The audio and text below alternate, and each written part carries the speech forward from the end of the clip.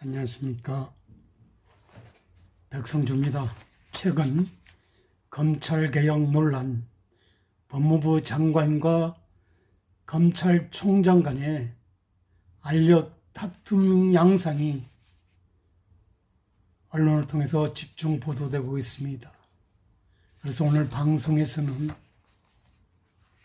연세대 박명림 정책과 교수의 검찰개혁의 성공과 실패라는 칼럼의 요지와 제 관점에서 과연 검찰개혁은 이루어질 수 있는지, 안 된다면 왜 그런지에 대해서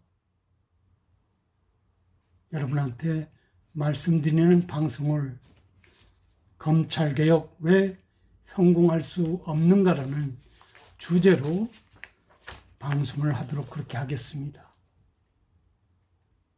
전 당대표 5선 국회의원 출신 국무위원 겸 장관으로서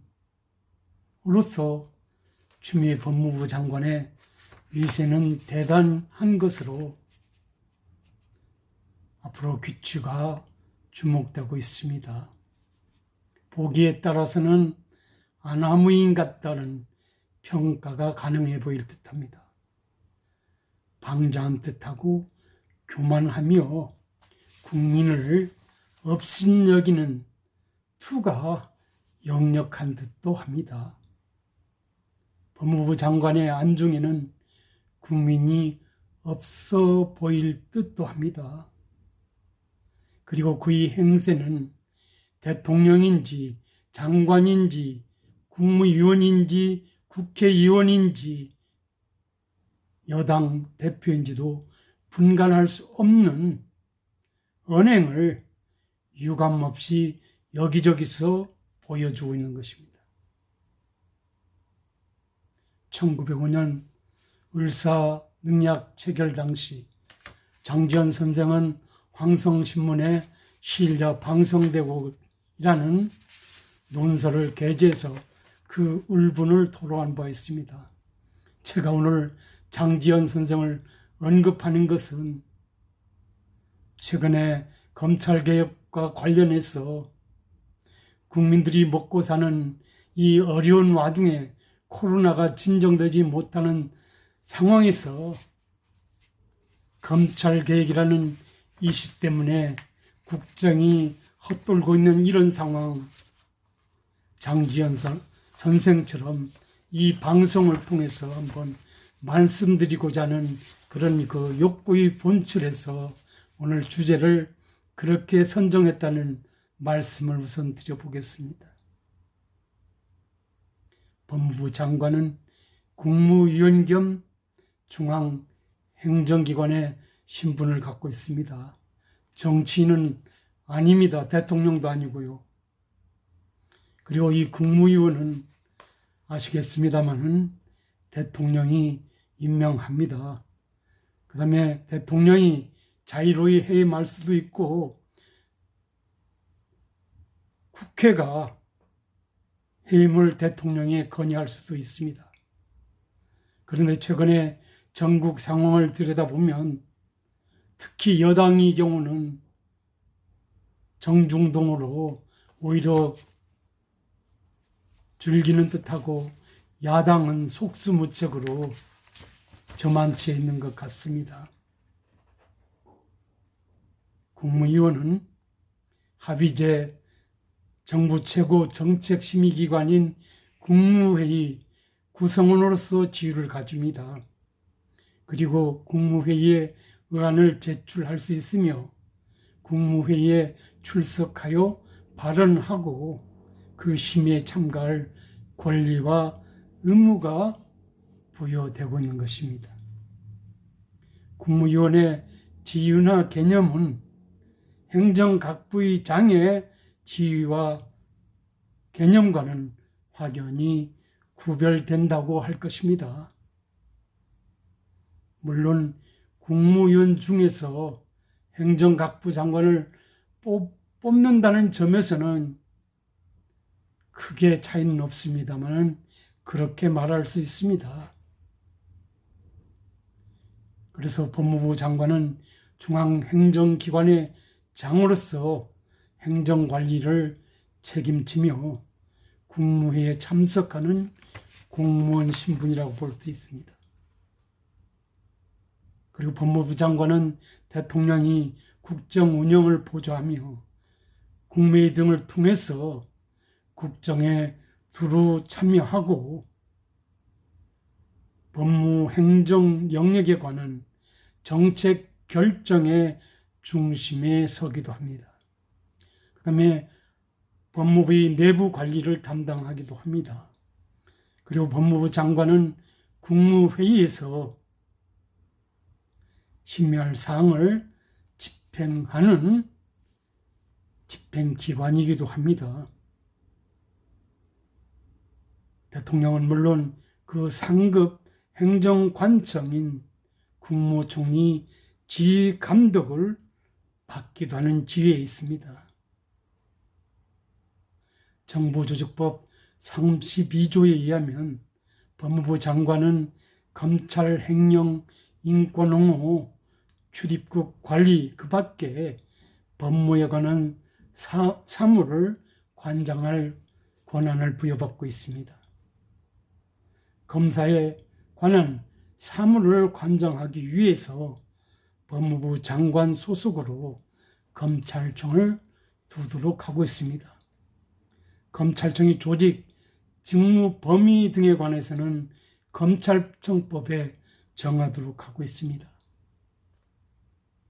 검찰청법 12조에 의하면 검찰총장은 대검찰청의 사무를 맡아 처리하고 검찰 사무를 총괄하며 검찰청이 공무원을 지휘 감독한다고 하고 있습니다.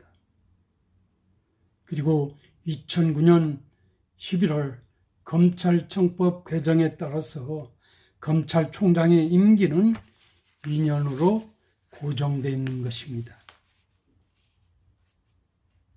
헌법 89조에서 국무회의 심의 사항 중에서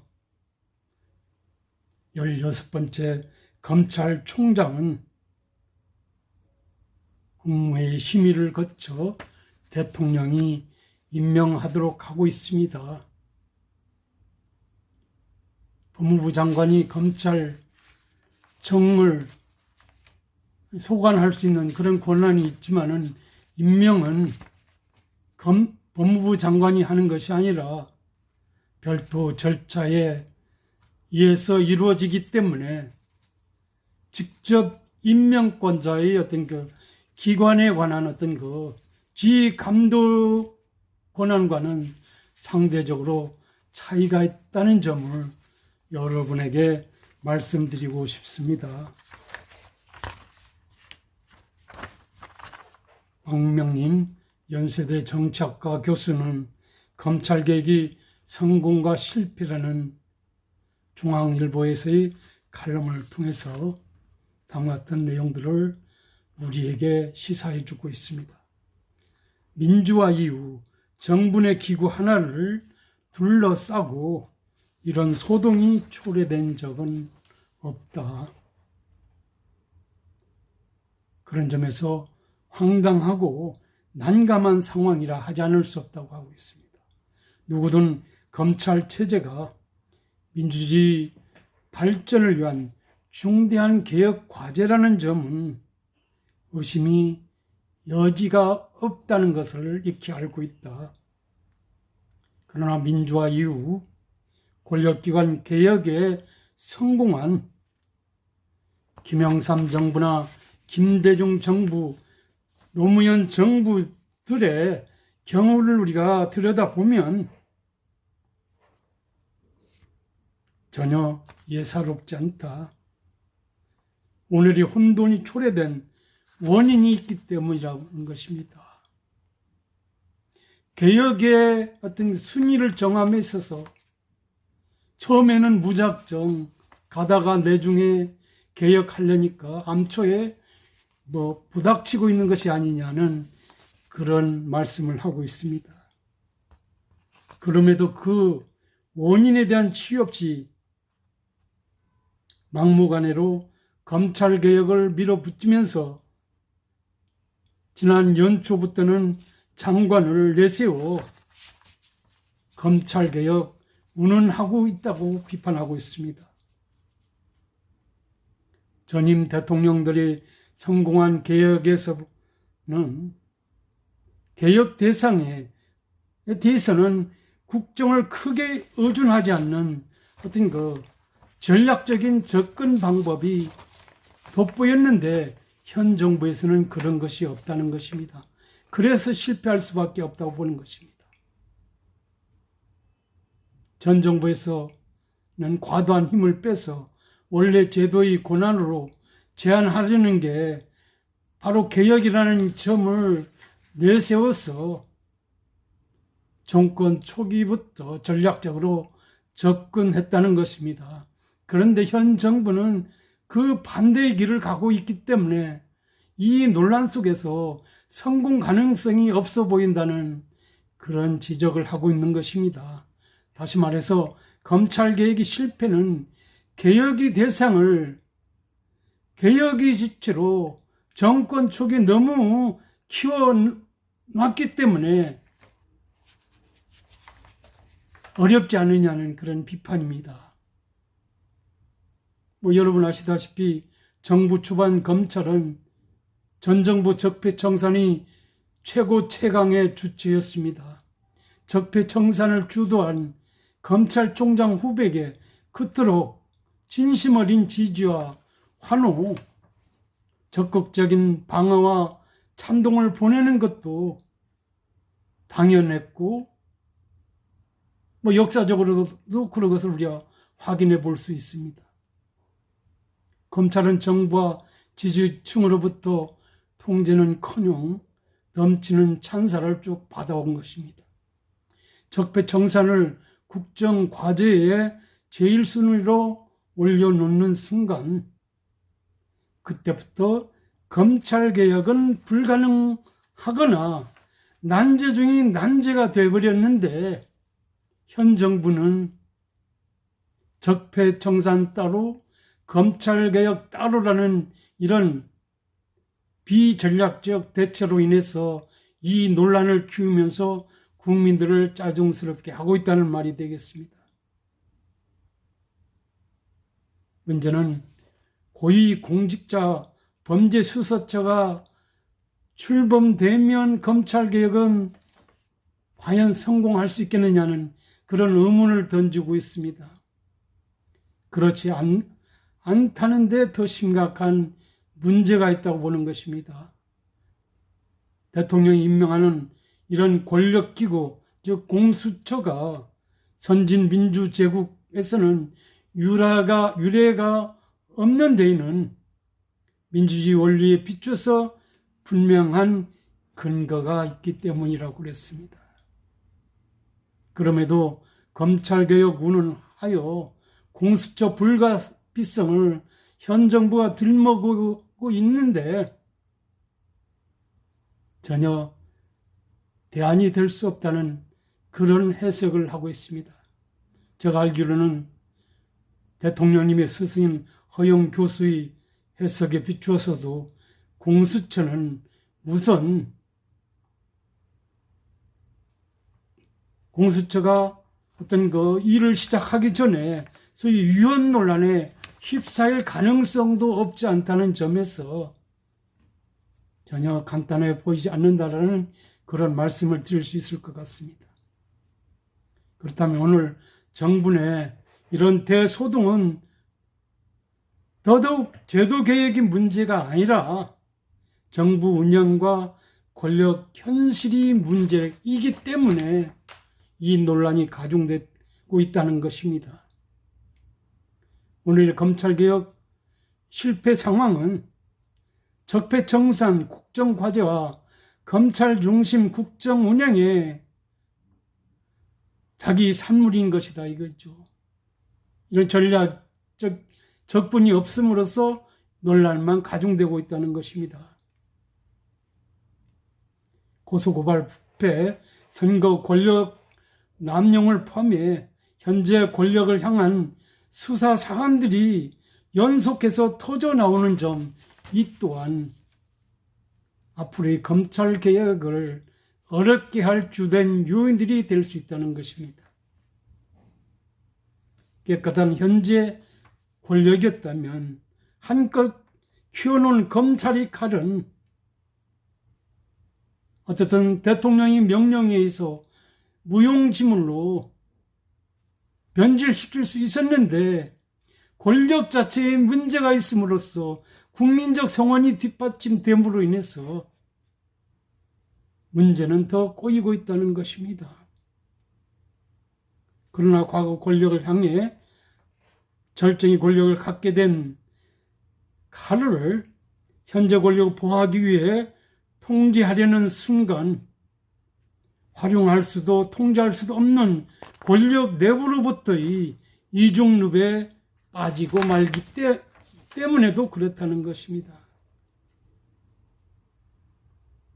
법무부 장관과 검찰총장 갈등이 모두 대통령이 임명한 정부 내의 고위직들이라는 점에서 보기에 따라서는 사생결단식 권력 투쟁으로 비춰지고 있고 어떤 그 권력기관의 어떤 농단으로 비춰질 수 있는데 원칙으로는 현 정권의 어떤 전략적 접근이 부족함으로 인해서 스스로 자초한 측면이 크지 않느냐는 그런 박명민 교수의 의견인 것 같습니다.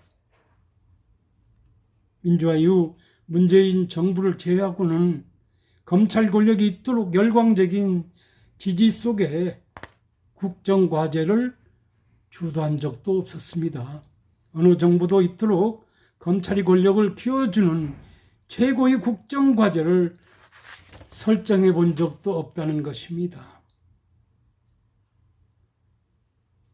김영삼 정부의 성공적인 군부개혁이 가능했던 이유는 군부를 활용한 중심 국정 의제를 정권 초기에 추구하지 않았기 때문에 가능했다고 보는 것입니다. 그것이 성공 요인이었다고 보는 것입니다. 김대중 정부는 자신을 향한 정치 공작을 수행했음에도 정부 기구를 국정에 활용하지도 보복하지도 않았기 때문에 성공을 거둘 수 있다는 것입니다. 가장 단순하나 가장 명료한 성공의 경로가 어떻든 있었음에도 불구하고 그렇게 가지 못하는 정부 스스로의 한계로 인해서 검찰개혁은 이 와중의 늪에 빠져 있는 것이 아니냐는 그런 말씀을 드릴 수 있을 것 같습니다. 그리고 개인적으로 말씀드린다면 헌법 법령 무시하고 국민을 위한 권력이 정권을 위한 사유와 국민을 위한 권한이 권력을 위한 권한이 사유화로 비춰지는 측면도 있다는 것을 간과하지 말았으면 좋겠다는 생각입니다. 국민들을 엄청 짜증나게 하고 있기 때문입니다. 이 정부는 국정 철학도 비전도 없는가라는 의문이 제기되고 있습니다. 왜 정정당당하게 적폐청산할 때 그래도 검찰총장을 신뢰하지 못하는지, 지난 재임 기간 중 법무부 장관 누구를 위해서 일했는지, 법무부 장관, 검찰총장 카운터파트로 그대로 둘 바엔 국민을 위한 정의부를 새로 만들어 국민을 행복하게 해주어야 하는 것 아닌지에 대한 이런 궁금증이 시중에는 어른거리고 있다는 것입니다. 분명한 것은 지금은 권력으로 유세 부릴지 모르나 역사는 조만간 지금의 상황, 누가 옳고 누가 그른지를 판가름해서 기록할 것이라는 사실입니다. 개인적으로는 박명림 교수의 의견에 동감하고 싶습니다. 스스로 전략적으로 접근하지 못한 측면에서 그리고 검찰개혁 필요함에도 불구하고 그 의제 자체를 소홀히 다뤄서 정권 말기에 이런 논란을 가중시켜서 국민을 짜증스럽게 하는 것, 정권 스스로 자초한 측면이 있지 않느냐는 그런 말씀을 드려보겠습니다. 여러분은 어떻게 생각하십니까? 한번 생각해 봐 주시기 바랍니다. 감사합니다.